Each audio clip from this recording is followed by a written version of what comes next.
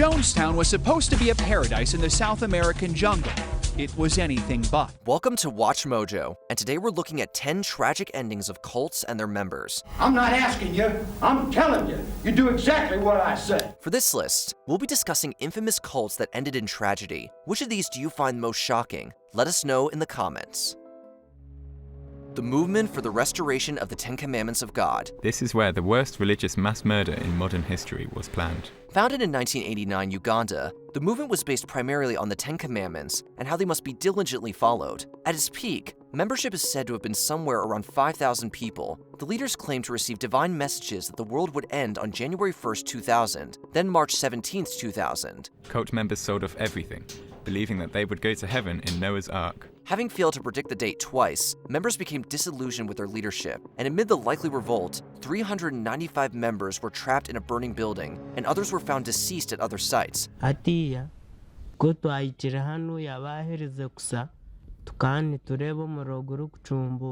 some claimed a mass deliberate end of life, it became clear that it was likely mass murder. The leaders disappeared and were never found. The final death toll was 924, which surpassed Jonestown by 6.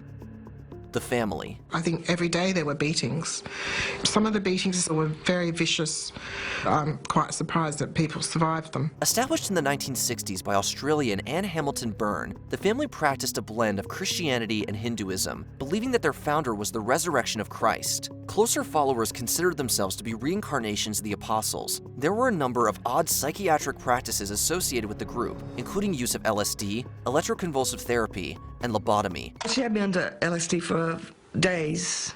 She'd just come in like every 12 hours or so and give me another piece because I wasn't working hard enough. However, arguably the most damaging part of this group is what was revealed after a 1987 raid of their compound. Hamilton Byrne had illegally adopted 14 infants through forgery between 1968 and 1975. Aided by lawyers and others within the group, the children were raised and schooled within the compound, with Hamilton Byrne claiming to be their biological mother, enduring unspeakable horrors. She wanted us to be the new race of children, these perfect children who would save the world. I had to start it. That was the divine vision. Angel's Landing. Early in the 2000s, Lou Castro, real name Daniel Perez, formed a group known as Angel's Landing, claiming to be a centuries-old angel. He is the leader of a local commune that lived off the life insurance payouts of its dead members. He declared himself to have healing abilities and clairvoyance. The group moved across the United States for a while, settling in a commune in Kansas. Angel's Landing saw an abrupt end in 2010 when its leader was accused of multiple cases of sexual assault. Castro convinced followers that as an angel, he required relations with underage girls in order to stay alive. He was also accused of murdering followers for insurance payouts in order to fund his luxurious lifestyle. Prosecutors believe Perez manipulated women to take out large life insurance policies, then lived off the proceeds when they died. He was convicted of several crimes, receiving multiple life sentences in 2015. Usually somebody takes responsibility for something, anything, and he accepted responsibility for nothing. Yomayasyasamati.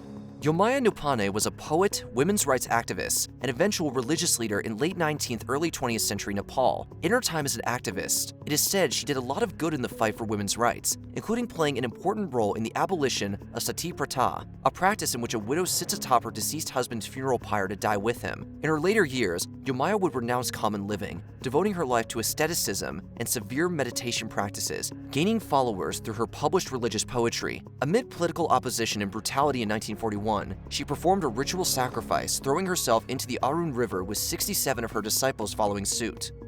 Good News International Church. Making a meal became an act of defiance for Salema Masha. The Good News International Church was a doomsday cult formed in 2003 by Paul Ntenge Mackenzie. It began as a small church, getting a larger following as Mackenzie claimed direct communication with God. Mackenzie claimed that such things as food, education, and medicine were evil influences from the West. In April of 2023, authorities were made aware of issues with the commune, and upon investigation found a number of shallow graves and severely malnourished followers, ordered by Mackenzie to starve in order to meet Jesus Christ. When the child cries or asks for food or water, we were told to take a cane and beat them so they could go and eat in heaven. Multiple deceased followers of all ages were found in the graves. Unwilling participants were reportedly killed by hired help. As of July 2023, the death count exceeded 400, with investigations and searches ongoing. People here are very angry about what happened. They're angry at Mackenzie and at the authorities for how they handled it. The Branch Davidians. It was a bunch of people that you could tell really loved each other.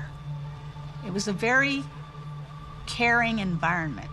The Branch Davidians were initially formed in 1935 and have a complicated history of leadership passing from one person to another. However, the name most associated with the organization is undoubtedly David Koresh. He was a scum as a human being. He was a con man. He had complete control over the members inside. He claimed to be the divine lamb tasked with preparing for the second coming of Christ. Koresh also wished to create a new ancestry of world leaders, which led to eventual allegations of abuse. On February 28, 1993, law enforcement began a siege on the Davidians' compound in Waco, Texas, which would last until April 19th of that year. After lengthy attempts at negotiating, the FBI raided the compound using military vehicles and tear gas. In all, 4 federal agents and 82 followers lost their lives. More than 90 people, including 4 law enforcement officers and 22 children, died as a direct result or indirect result of federal government action. Everyone who touched the ball fumbled it. True Russian Orthodox Church. The True Russian Orthodox Church, otherwise known as Penza Recluses, was formed by Pyotr Kuznetsov in the early 2000s. It was a doomsday cult that had broken from the Russian Orthodox Church, claiming it wasn't strict enough in following doctrine. Members of the True Church renounced a number of worldly goods, including processed foods, barcodes, and television. In late 2007, around 30 members retreated to a cave in Penza, as their leader had warned them that they needed to do so for the upcoming apocalypse in March of 2008. After the prediction was proven wrong, members slowly trickled out of the cave due to severe illness and structural collapse, with the last emerging after the toxic fumes of 2 deceased members rendered the cave unlivable. Heaven's Gate.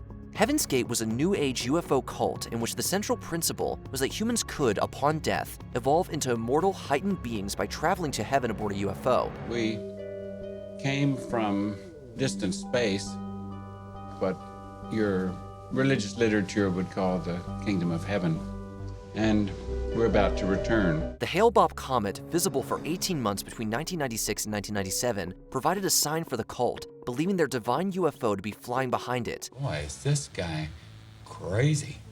Is this a cult if I ever heard one? Yes, it is. It's a cult. I mean, it's the cult of cults.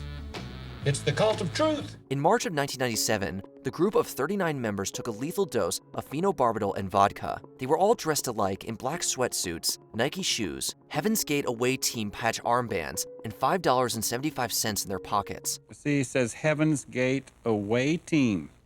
We've been away and now we're going back. Unfortunately, as comet co-discoverer Alan Hale pointed out, the self-taking of lives often occurs with the advent of comets, as they are often wrongfully assumed to be apocalyptic signs.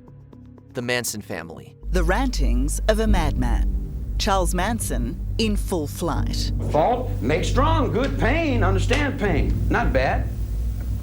Pain's not bad, it's good. Arguably the most recognizable name on this list, Charles Manson formed his family in the late 1960s, early 70s. His followers, who at their height were around 100, believed Manson to be the embodiment of Jesus Christ, who predicted an upcoming world-ending race war. Manson's followers did as he asked, and what he asked for were a number of murders. I'm not asking you, I'm telling you. You do exactly what I said. The crimes most often associated with the Manson family are the deaths of actress Sharon Tate and 4 of her house guests. However, they were also convicted in the murders of 4 others, including a college professor, a middle-aged couple, and a ranch hand. Despite the 9 counts of murder, the group was suspected of at least 14 more. The Manson family killing spree is a crime that will most likely continue to confound and horrify for the next 50 years. Before we continue, be sure to subscribe to our channel and ring the bell to get notified about our latest videos. You have the option to be notified for occasional videos or all of them. If you're on your phone, make sure you go into your settings and switch on notifications. People's Temple. Jonestown was supposed to be a paradise in the South American jungle.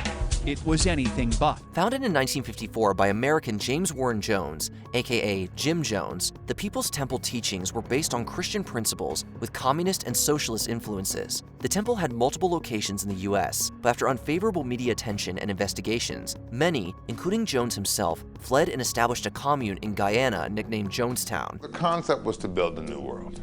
a socialist utopia. Jonestown was described as his paradise, and it was not. The population grew to over 900 inhabitants between 1974 and 1978. Feeling the pressure of media scrutiny, Jones ordered his followers to commit mass revolutionary self-sacrifice by drinking poisoned grape drink. Those who refused were put to death by other means, and some managed to flee. Jones himself died at the same time of a self-inflicted gunshot wound to the head. The total death toll was 918.